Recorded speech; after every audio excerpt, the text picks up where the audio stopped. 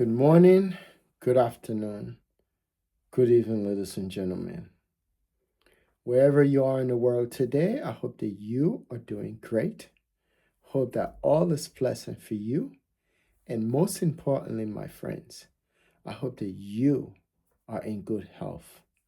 Once again, my friends, welcome to the Common Sense channel. On this channel, my friends, we get to talk about those things that people know, that people have thought about, but don't often have the time to discuss. These, my friends, are the things we discuss here on the Common Sense channel. So once again, welcome to the Common Sense channel. I just gonna do a little bit of disclaimer for this video before I even say what the topic for discussion is on this video. I want anyone watching this video to know that this video is strictly for educational purposes. Is geared towards teaching, educating, informing from a common sense perspective. As I've always said, the way we see the world is how we relate to the world, is how we interpret the way we see things around us. So the way I see the world, you may not see it that way. But it doesn't mean that others do not see it that way. I'm not the only one to see it that way. There are others in society that see it that way. So if this information is not for you, it could be, or it might be, for someone out there. So I just wanted to put that out before I begin our talk. So for today's video, our title is, why can scapegoat win? Why can scapegoats win for once? Scapegoating or scapegoats, it's not a new thing. It's not a word. It's not a phrase. It's not an idea. It's not a thinking from me. I'm not the architect of the word scapegoat. If you want to understand the origin or the beginning or the genesis of the word scapegoats or scapegoat, you, my friend, can look into the book. As a book in the scripture, it's called Leviticus. If you look in the book Leviticus, not gonna give you a chapter. You can read the whole book if you want to, so you get an idea. Because if I give you a chapter and a verse, I'm limiting your understanding. So I want you to look in the book Levitical. You can read chapter 1 all the way. You find what the title of this video is. Scapegoat. Scapegoat is in the Bible. It's in the scripture. But the way it's interpreted in the scripture is different than the reality that we see in our world today. Scapegoat, according to my own definition, and I think it's the same definition in the scripture, but it's a little bit different, is when something or someone take a fall for another person. It could be a blame. It could be an accusation. It could be a fault for another person, and most of the time, those people that take the fall for another person, they take it. Sometimes they know they're taking the fall. Sometimes they do it just because that's how they are designed. There are people that are designed that way.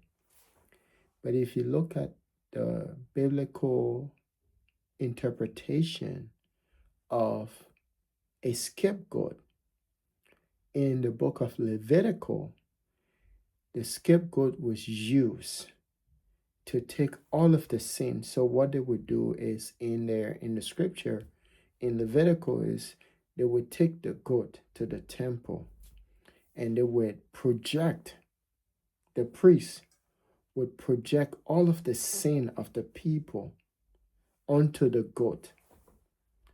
And the goat would be now the bearer, the standard bearer of all of the sin of the people. And then they won't kill the goat. They won't sacrifice the goat.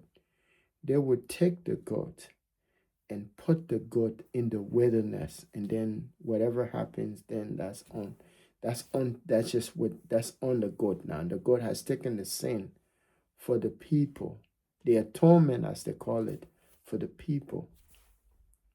Whoever sinned, whatever the sins was, it was onto the goat. So that's where the idea of scapegoat came from. So when you hear scapegoat today, it's not new. And anyone watching this video, don't think it's derogatory because it came from the Bible. Some of you think the Bible is the Holy Grail. So whatever comes there out of that book is pure.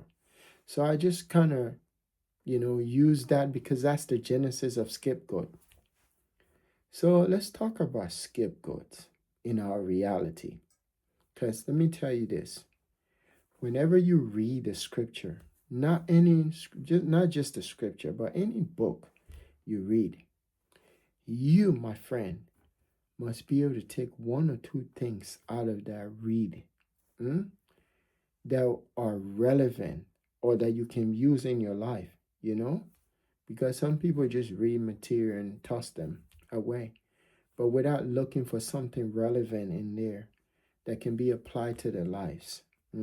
So I'm just saying this to say to you that there are things in there that are realistically happening in our society today, and these things are actually happening to us, but we don't know it because according to the scripture, the scapegoat was like a sacrifice, that was taking the sin, the fault, everything onto it, so that those people who done the evil deeds, so that they can walk away free.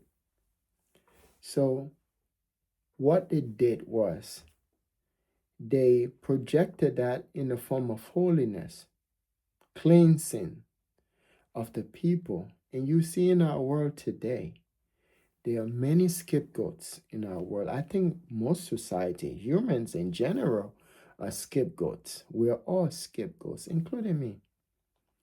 And I think by the time I finish this video, you would know what I'm talking about, and it would make sense, because you shouldn't say something without making an argument that makes sense. So I'm going to give you a couple of examples in the religious text, organized religious text, that is a clear indication of a typical scapegoat. Even though they say we have moved into a new dispensation, that because Yeshua HaMashiach, aka Jesus the Christ, has paid all. There's no more sacrifices at the altar anymore. But let me tell you, there are still sacrifices at the altar. Maybe it's not physical, but it's there. So let's dive a little bit so you start to understand where the idea or concept came from that we all see in our world today.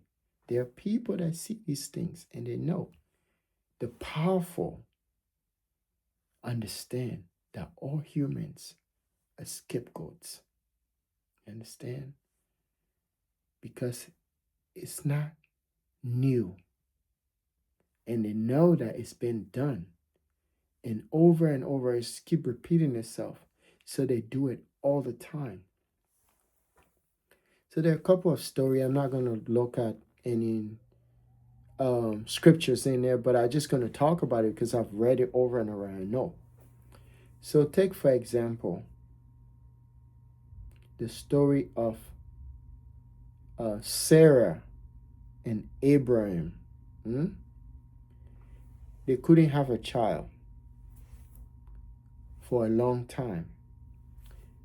The man is aging, his wife is aging, she's having doubt as to whether she's going to have a child. So she looked at her husband and told her husband, go into that woman. There are many women that does that today. If they can't have a child for the person that they love, some of them do surrogate mothers. Some of them just allow their husband to run free, because they can have child for their husband. So that was the case for Sarah. So she used one of her slaves to give her husband Abraham as a child. Now, when their story was framed, it says that someone appeared to her and told her, now because you're good, you're going to have child. So now she has her own child. And guess what? Hagar became the scapegoat. You understand?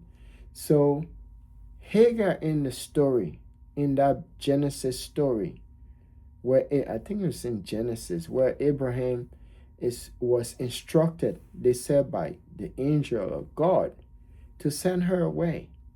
Hagar was the first scapegoat.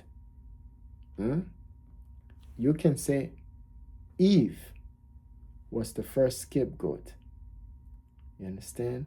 Because Adam blamed her, put all the blame on her as the one that tempted him to do the unthinkable.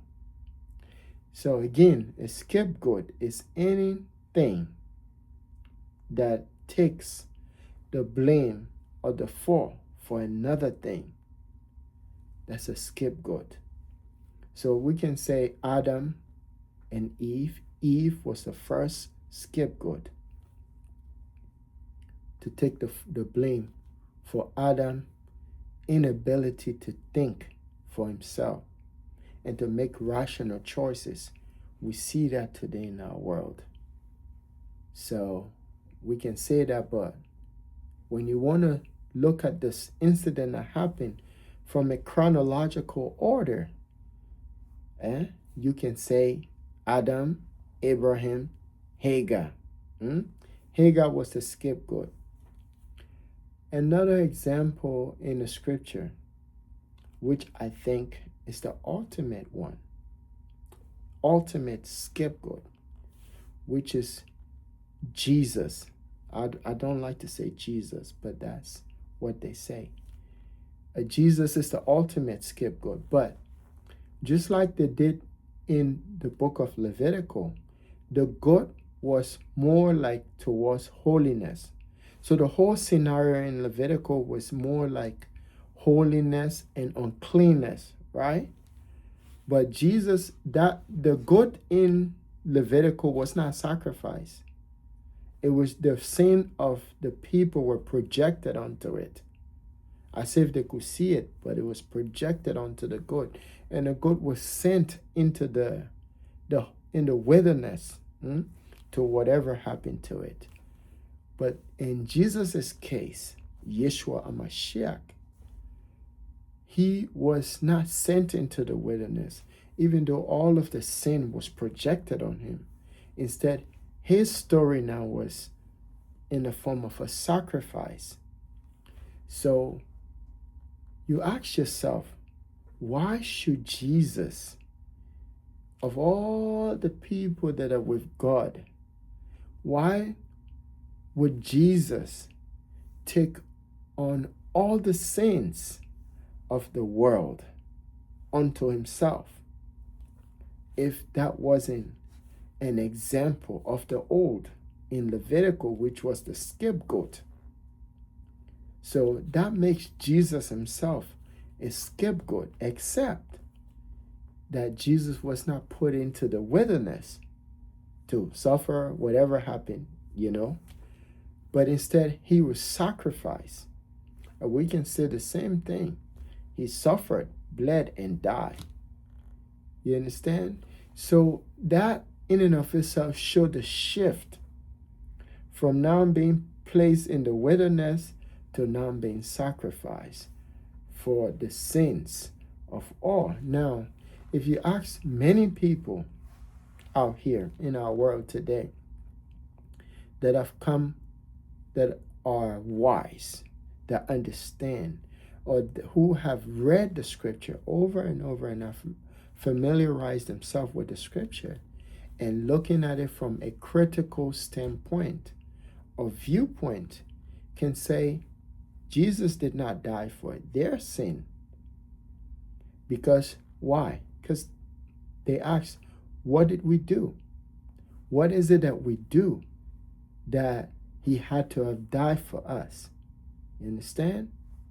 So then religious people says, organized religious people says, because of the sin of Adam and Eve, which is another form of scapegoating or scapegoat.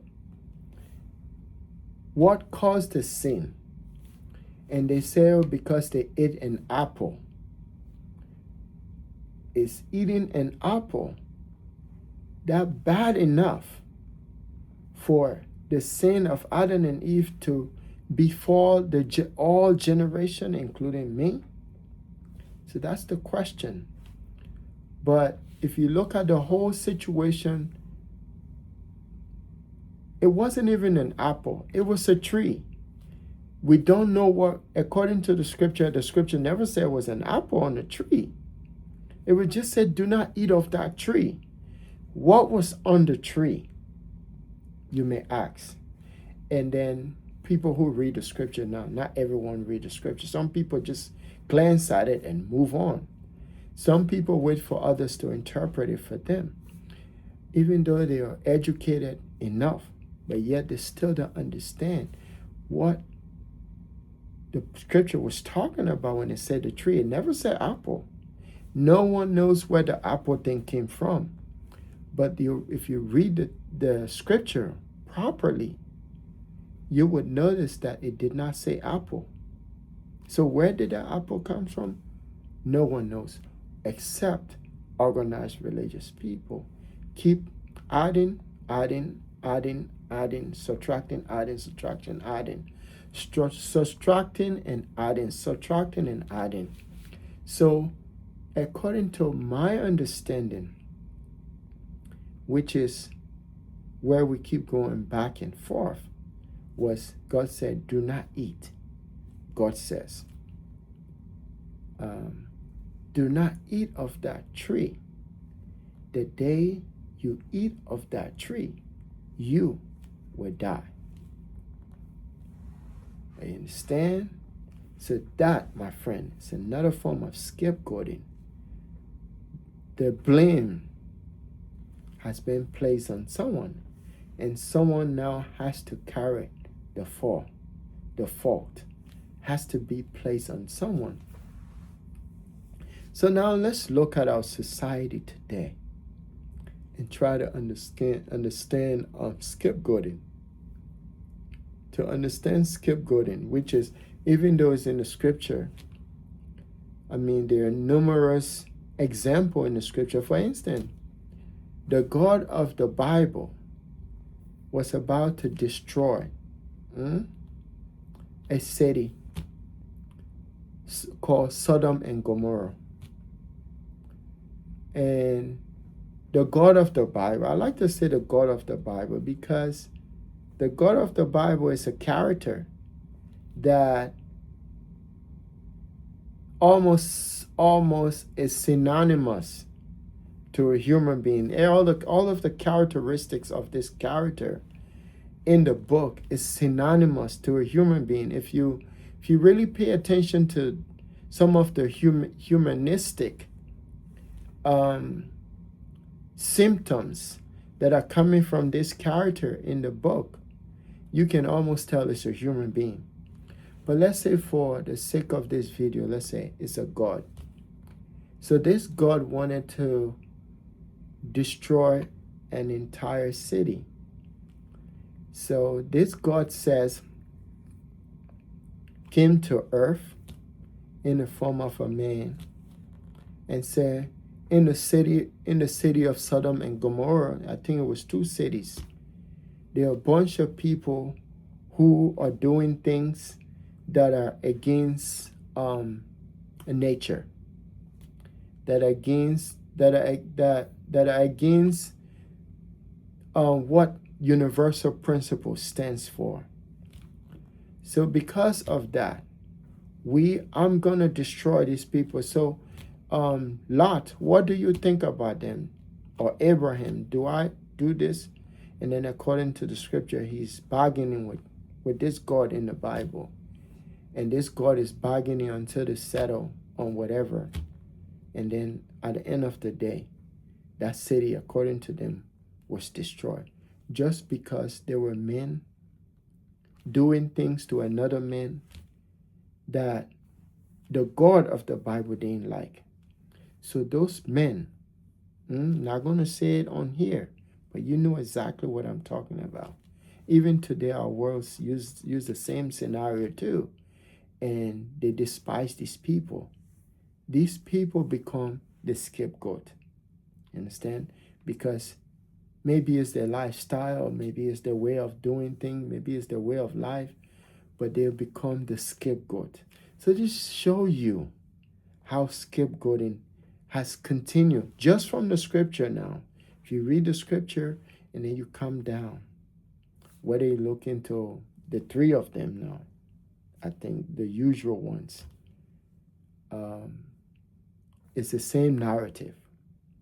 So that those people, all of them become a scapegoat. Even if it's 1 or 2 of them, they have to take the fall. They have to take the blame. They have to take the accusation. They have to take the fault for the rest of their group. Understand? So scapegoating, what I'm trying to say is, it's not new. As long as in organized religious texts, it becomes the holy grail. Understand? And for me, when I come on my channel, I look at these things. And then when I look at them, I say to myself that we all are scapegoats, except we don't know it. So now let's look at capitalism and scapegoating. In capitalism, when the capitalist is making a decision, the capitalist does not care about the measure that he or she uses to gain profit, as long, my friends, someone is taking the fall. There's always going to be someone taking the fall, whether you know or not. Okay, say in a capitalistic society, when, like for instance, where there's crisis globally, the price of everything goes up, inflation, right? The people that are setting the pace for inflation, that would be the business people, they're not going to lose anything. The people that takes the blame and the fall for all of that inflation are the poor people. You understand? And sometimes the middle class, affluent, if you want to call them, they take the fall too. Business people, they take the fall. But the industrialists, the capitalists, they don't take the fall. They just pass it down to the others to take the fall. Let me tell you, that's scapegoating. You understand? But you don't see it that way. It's as old as the religious text. Somebody must take the fall. You see it in a company. When a company is downsizing, say the company has to cut cost because their bottom line is not meeting their gross production or gross income, or to keep the companies, to sustain the company, they'll go after, if they don't go after the young, maybe the people that goof off on the job, or the people that come to work late but they're younger, they'll go after the elderly in the company. Sometimes they go after people who've been with the company for a long time. Sometimes they even go after people who has high premium, like in terms of if they're providing insurance and these people are spending a lot, and if they're paying a lot out of their pocket for that one staff, they'll go after those. Someone has to take the fall. It's always that way.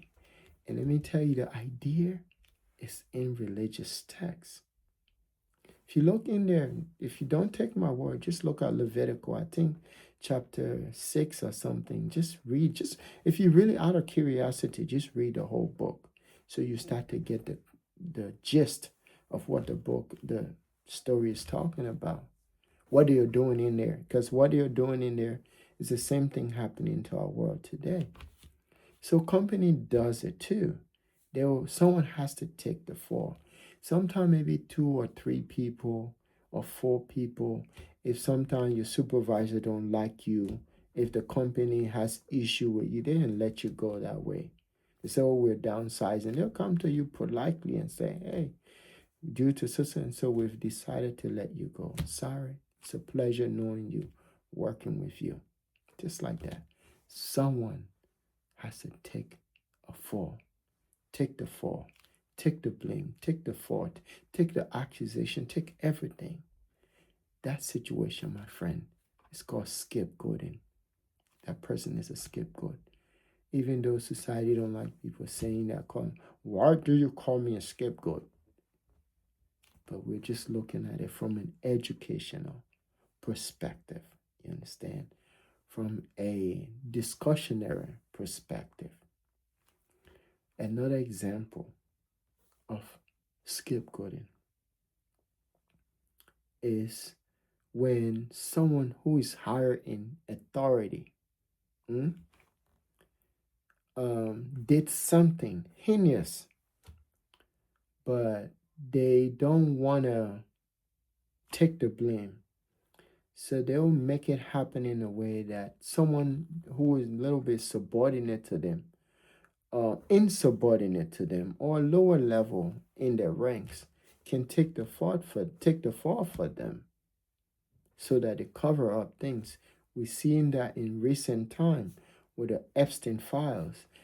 I think Epstein too is a scapegoat. Epstein is a scapegoat, and I think maybe that's the reason why he just said, you know what, before I say anything to get these people into trouble, let me just exit. That way it's just going to be a mystery, you see? So scapegoat people do that too. The main essence of scapegoating is there has to be a blame, and there must always be there must always be someone that either directly or indirectly are willing to take the blame, to take the fall. Whether intentionally or unintentionally, they are willing to take some, I say willing, or they take it. Some take it to save their jobs. Some take it because they want to fit in. Some take it because they love the person that have done whatever it is that they've done. Some take the fall or the blame or the whatever just so that they keep the secrecy in place so that no one knows what happened, because maybe if that secret comes out, it might be detrimental to not just them, but to the group as a whole. So they just there are a lot of people today that are lingering in prison, in jails across this country that may have taken the fall, even though they didn't do what they were accused of, but they had to take the fall so that someone who is higher in rank can not, be caught or brought to justice, so that way the whole group is not fragmented or dismantled. You see what I'm saying? So yeah, so we in and of itself, like I told you, human beings in general are scapegoats. We are all scapegoats, but we don't know it because the idea of these things happening all the time, we don't see it. But if you start to pay attention, you see some of the scenarios that I give you. In some culture or cultures, when the woman cannot give birth to a child, most 99% of the time, they don't look at the man as the problem or as the one that is incapable of impregnating the woman, you know? Or because if you look at biology, the woman has the egg and the man has the seeds or sperms. So sometimes you can have, the man can have sperm, but the sperm is not strong enough to penetrate the egg or impregnate the woman. But in some culture, because they're not looking at biology, they'll put all the blame on that woman. And then the woman feel rejected. She feel dejected. She feel resented, even though she's not the fault.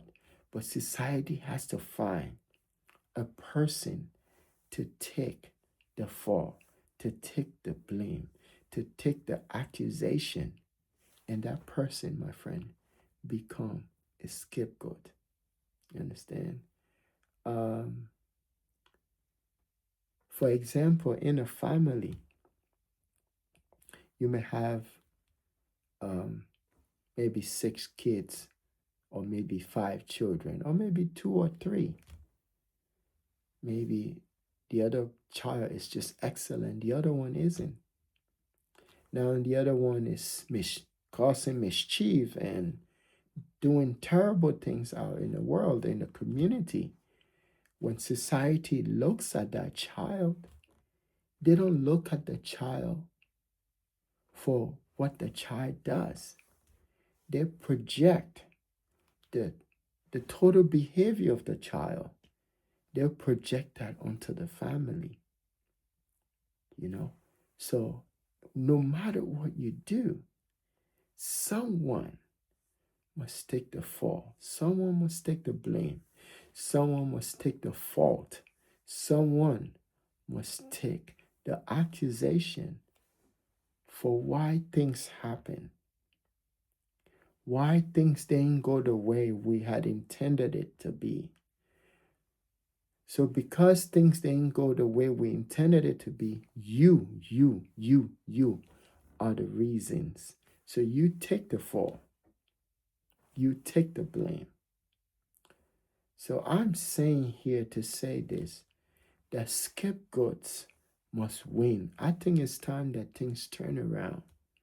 That those people that have been considered scapegoats must win. Because, or maybe we need to turn the clock around. Scapegoats become the winner, and those who are pointing finger for the scapegoats to take the fall, the scapegoats say no.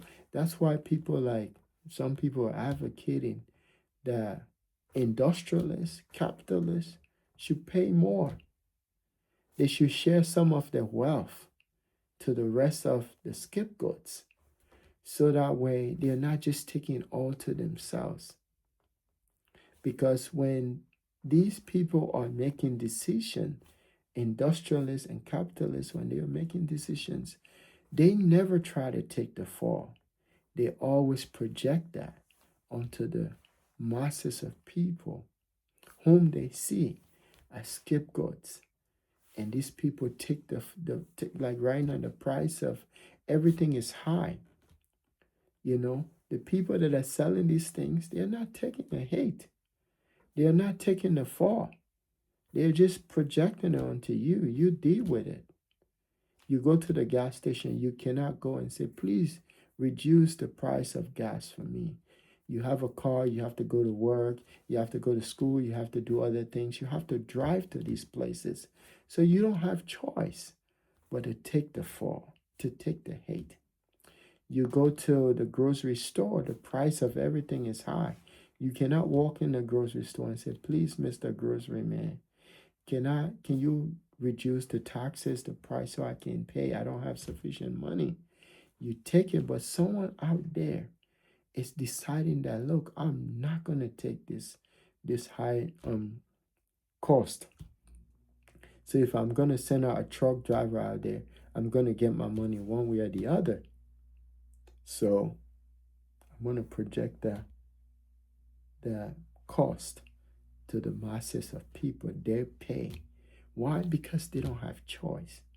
So what I'm trying to say is scapegoats sometimes don't have choice. Sometimes they do. The only time I think scapegoats do have choice is when that scapegoat discover themselves. And even if they're in the wilderness as they did in Leviticus, they are able to find a way to survive in that wilderness, and not be led to die out of starvation, hunger, or disease. You know, they'll find a way because they've discovered themselves. And once they discover themselves, they're able to find a way out because they have actually regained a new sense of understanding, new knowledge. They've been reformed. So now they be able to find a way out of that situation. So Jesus, one can argue that he wasn't, I would say Yeshua Mashiach, that he was not a scapegoat. But if you look at all indication points to Jesus as the ultimate scapegoat, even though Adam may have been, but the God in the Bible consider both of them to be scapegoats. Because if we're arguing, we say, why would a God put something in the garden when he knew or she knew? Sometimes I don't even like to refer to God as he, she, but he. It's just something that's almost part of you now, but it's not a he, it's not a she. But let's say that person knew that this thing was bad. Just like, for instance, as a parent, you know certain things are bad for your children. Like, for instance, cocaine. Cocaine is not good. Why would you put it on the table? And every now and then your children are passing by and they're looking at it. And you tell them, don't ever touch that. And you know it's not good for them. And you tell them, don't ever touch that. Every now and then you put a big sign, do not put your hand on this. Do not, or like a gun. You know the gun isn't good, right? And then you set the gun right in the living room. And then you put a big sign on it, do not touch this gun. The day you touch this gun, you shall surely die. And then the little boy come and say, I'm going to try this thing today and see. So at the end of the day, if something should happen to that child or your kids or your children, who's to be blamed? Is it your children or you? So you see, that's why in our society, when a child does something like that and take that gun and kill people, shoot people out there, some states, they'll blame the parents. They'll arrest the parents because they knew that stuff should have never been over there in the first place.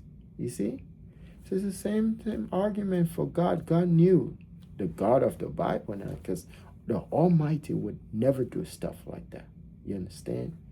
It's the God of that book.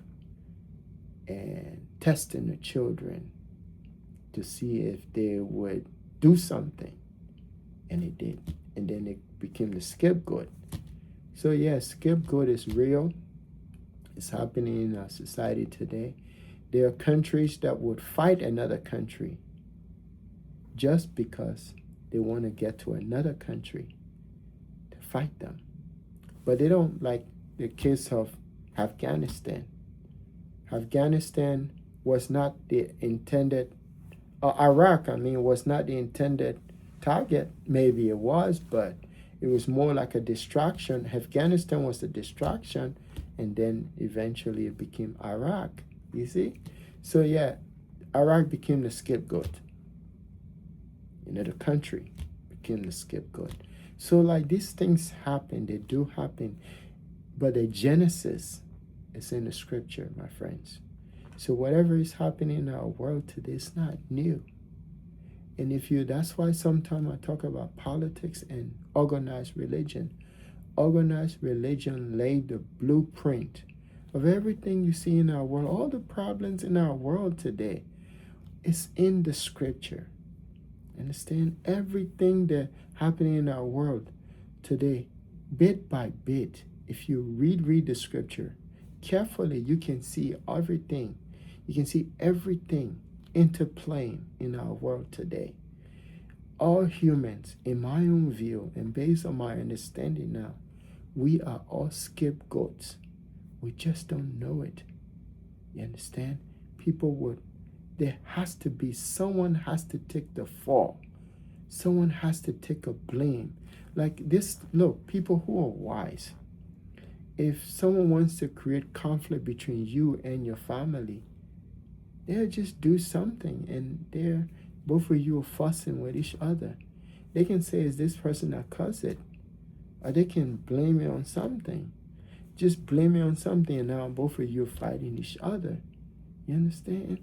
So when you see that happening, whatever that thing, whoever has that blame, for whatever is happening between you and the other person, that thing becomes the scapegoat, because they're taking the fall for something that has nothing to do with you, them, and the thing that caused it, or whatever is taking the blame or taking the fault for whatever has happened.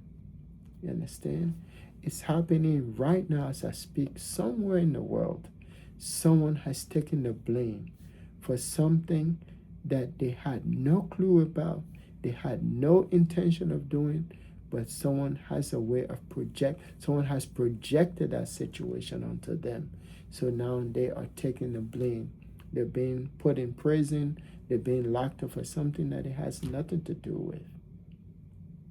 My friend, scapegoating is real. If you want to understand this, please read Leviticus. And you start to see stuff is not new. It's happening every day in our world. And there's nothing you can do. Another big scapegoat out here, single mom, single parenting. I don't want to just say single mom, single parenting. There are a lot of single dad out here too. When their children don't go well, don't mean that they are not elegant, great single mom and single dad out here. They are.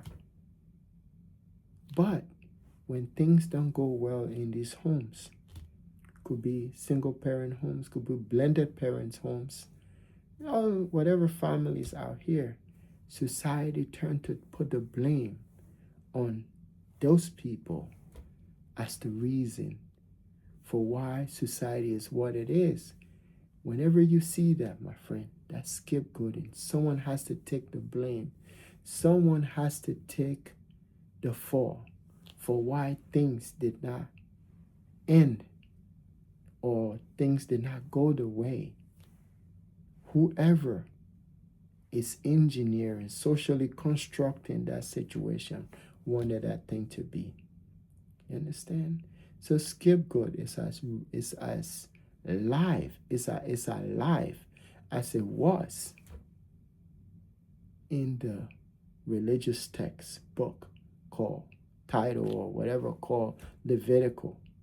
Everything they were doing in there is the same thing we're doing today, except when it came to the story of Yeshua HaMashiach,